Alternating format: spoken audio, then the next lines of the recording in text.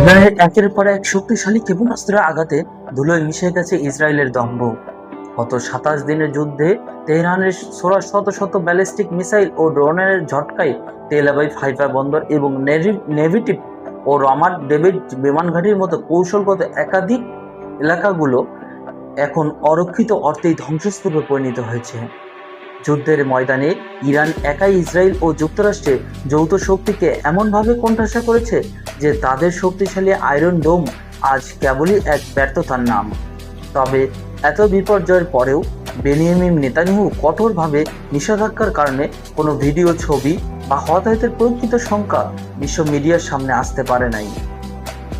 সেন্সরশিপের বেড়াজালে ঢেকে রাখা হয়েছে ইসরায়েলি সেনাদের লাশের সারি আর ধ্বংস হওয়া সামরিক জানমালের হিসাব।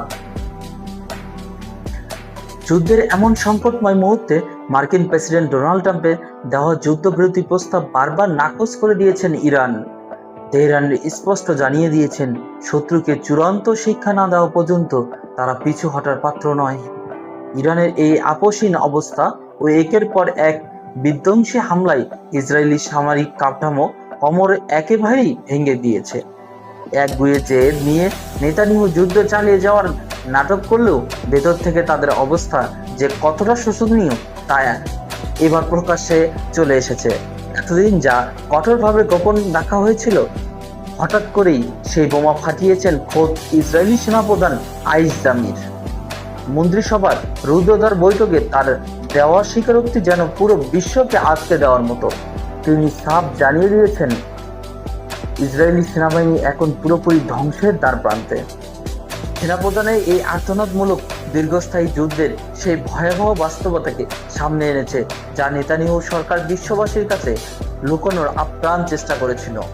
একে তো জনবল সংকট, তার উপর লজিস্টিক সাপোর্টের অভাব, সব মিলিয়ে আইডিএফ এখন লড়াই করার ন্যূনতম সক্ষমতাও হারিয়ে ফেলেছে। সেনাপ্রধানের এই লাল সংকেত প্রমাণ করে যে ইরানের নির্ভীক প্রতিরোধের মুখে ইসরায়েলের দাপট কেবল ইতিহাসের পাতায় ঠাঁই নেওয়ার অপেক্ষায় মান। প্রতিটি মিশনে গিয়েই যেন ইসরায়েলি সেনার সংখ্যা কমছে আর মরদেহ সারি বাড়ছে। শুধু সেনাপ্রধানই নন, ইসরায়েলি বিরোধী দলীয় নেতারাও এখন সরকারের ওপর চড়াও হয়েছে। তারা প্রকাশ্যেই স্বীকার করেছেন যে ইরান ও লেবানন ফ্রন্টে একসাথে লড়তে গিয়ে ইসরায়েলি ডিফেন্স ফোর্স এখন ভেতর থেকেই পুরোপুরি ফোকলা হয়ে গেছে। একদিকে গাজা আর পশ্চিম তীরের প্রতিরোধ, অন্যদিকে ইরানের একের পর এক বিধ্বংসী